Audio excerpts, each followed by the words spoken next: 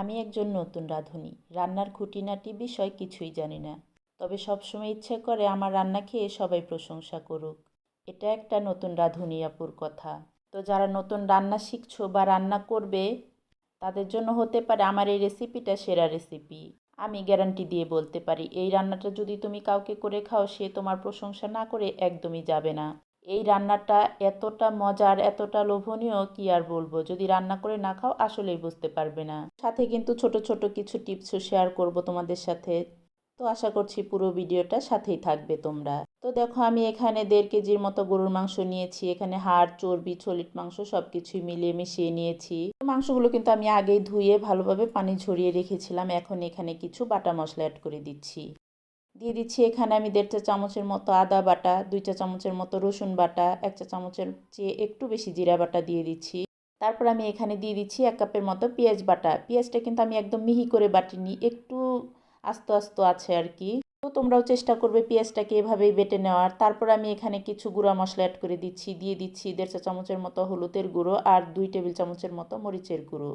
আর মরিচের গুঁড়োটাও তোমরা তোমাদের ঝাল খাওয়ার অনুযায়ী দিয়ে দিবে। তারপর আমি এখানে কিছু গরম মশলা দিয়ে দিব। দিয়ে দিচ্ছি কয়েক টুকরো দারুচিনি। তারপর দিয়ে দিচ্ছি 1 চা চামচের মতো গোলমরিচ আর 8-10টার মতো লবঙ্গ। তারপর আমি এখানে 2টা তেজপাতা মাঝখান দিয়ে ছিঁড়ে দিয়ে দিলাম। শেষে আমি পরিমাণ মতো লবণও দিয়ে দিয়েছি। আর সব শেষে দিয়ে দিচ্ছি এখানে 1 কাপের মতো সয়াবিন তেল। তেলটা দিয়ে আমি হাত দিয়ে খুব ভালো করে মাংসগুলোকে মাখিয়ে নিব।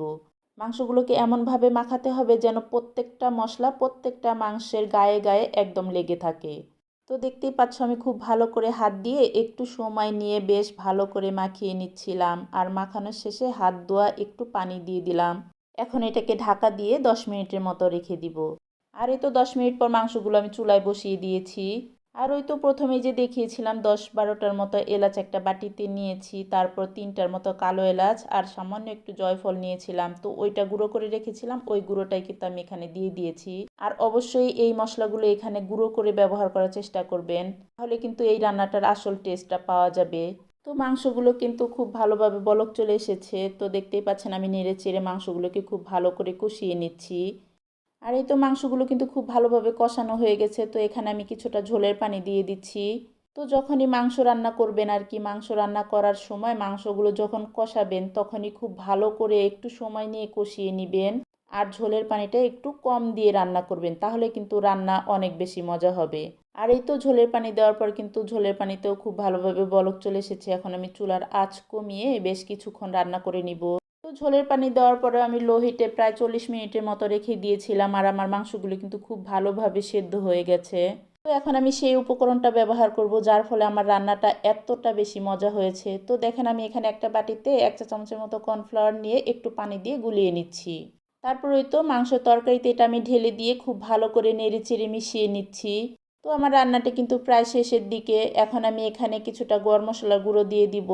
আর এই গরম মশলার গুঁড়াটাও কিন্তু আমি নিজের হাতেই বানিয়েছি। যদি কারোর প্রয়োজন পড়ে তাহলে কমেন্টে জানিয়ে দিও, তাহলে আমি রেসিপিটা তোমাদেরকে দিয়ে দিব।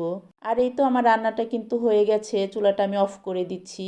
আর দেখো রান্নার ফাইনাল লুকটা কতটা লোভনীয় হয়েছে, মাশাল্লাহ। এখন তোমাদের সামনে আমি একটু পরিবেশন করে দেখাচ্ছি।